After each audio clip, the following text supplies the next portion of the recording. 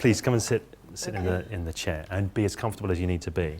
Okay? Can I get you to just place your hand on top of my hand? And what I'd like for you to do is just press down. Okay? As you press down, allow the rest of you to relax as your arm presses down more, so you can just sleep, your head falls forward, and you just allow yourself to let go all the way inside. And know now you can continue to hear the sound of my voice and experience that wonderful experience just before sleep, when everything just lets go. That's right. So as you can feel good and feel as comfortable as you need to feel right now. Hi there, this is James Tripp. This is Hypnosis Without Trance. Today I'm going to be talking about rapid inductions of all the crazy things. And you may wonder why, because of course this is the Hypnosis Without Trance blog. So why would I be talking about inductions? Now, first thing I want to say about that is to clear something up. And this is an important point. Sometimes I find when I'm looking on forums, people say, oh, you know, what do you think of Hypnosis Without Trance? And somebody says, oh, Hypnosis Without Trance is just waking hypnosis. I want to clear that up right now. Hypnosis Without Trance is not about waking hypnosis. It is about hypnosis, full stop. It is about understanding how hypnosis works and how to do hypnosis better.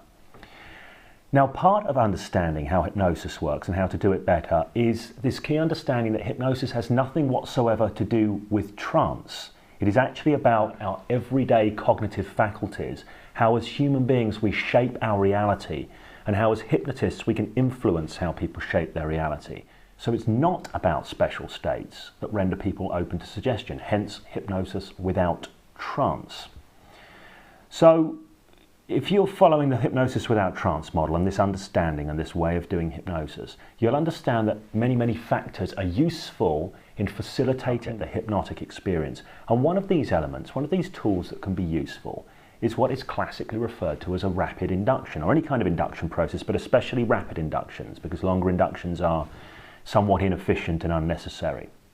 So how does a rapid induction work? If it's not about putting somebody into trance, what is it about? How does it work? Well, really, rapid inductions work on two levels. The first level is the level of building a response set. Now, when you run a hypnotic process, what you want to do is you want to sit down with the person you're going to do it with, or the group of people, and you want to pull them into a process where they are responding to the suggestions and the directions and the instructions that you are giving them, and they start to kind of automatically respond without thinking about it. And this is called a response set. Rapid inductions are excellent processes for doing this because you're giving a sequence of instructions and suggestions and you're noting how somebody responds, whether they flow along fluidly with them or whether they're kind of resisting them as they go. So it's a great gauging tool, and it's a great tool for building a response set, and doing so in a relatively risk-free way because you're not issuing any strong challenges to any altered realities at this point. You're not worried that much about altering reality. I know this is a bizarre thing because if you think about rapid inductions in regular terms, you're thinking about putting somebody into trance. I don't think that's what it's about, so I have no anxiety or concern about whether it's going to work in that respect.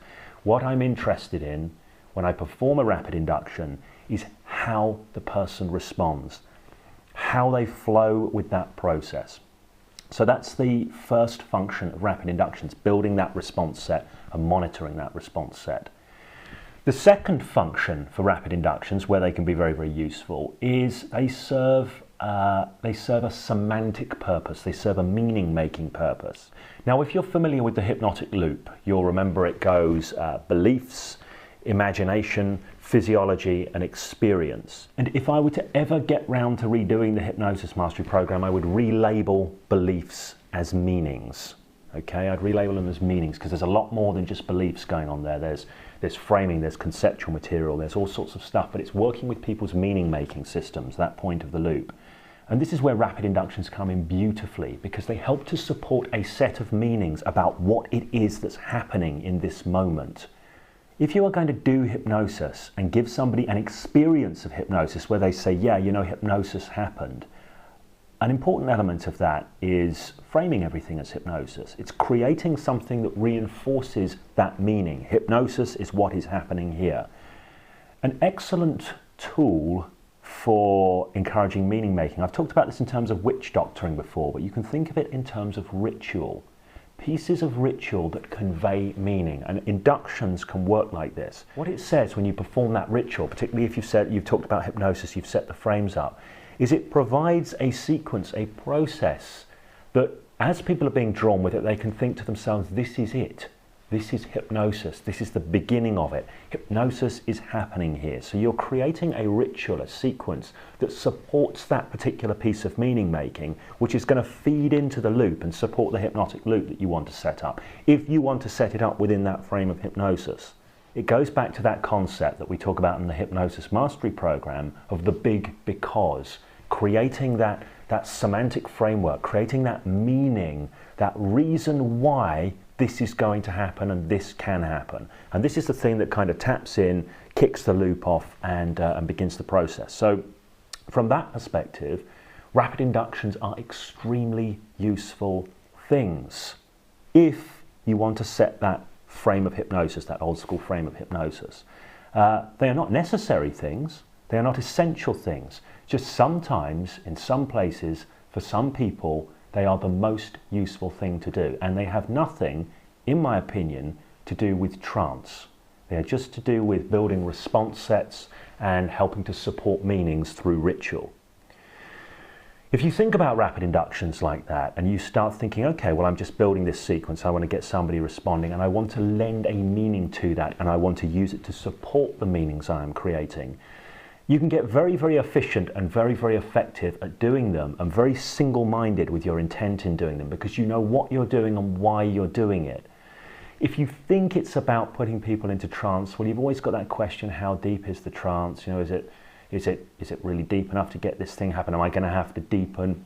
When you understand rapid inductions in terms of rituals and in terms of sequences, response sequences, you don't have to worry about deepening and depth of trance. All you have to worry about and pay attention to is quality of response. And quality of response is something that's easily monitored. Depth of trance is something that's very difficult to monitor, and I would suggest it's because trance doesn't really exist. That's why it's so difficult to monitor. But quality of response is easy to monitor. So you can begin your process, look at your hand, look at the lines in your hand. That's right, your eyes can just close now and feel good as you relax deeply. That's it. That's all you need to do. Take somebody through the sequence, don't have to worry about deepening. It's not necessary. As long as they're responding, they're responding. As long as you lend the meaning to it, the meaning is there. And the ritual, the process supports the meaning.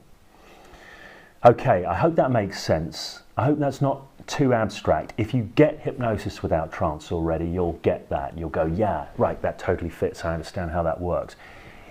If you don't get hypnosis without trance yet, well, there's a lot to learn. It's a great way of thinking about hypnosis, and it's especially a great way of thinking about hypnosis because it starts to bring the elements that you need to control in the hypnosis process into your kind of sphere of control, instead of having to worry about stuff which is kind of vague and nebulous, like depth of trance and all of this stuff, which really is very difficult to read and is very difficult to have any real control over. So you get to empower yourself as a hypnotist, and in the process you get to have these tools available to you that in turn are going to help you empower your client or hypnotee. Okay, so that's rapid inductions without trance, and I hope you enjoy that, and I look forward to speaking to you again in the near future. Okay, can I borrow that?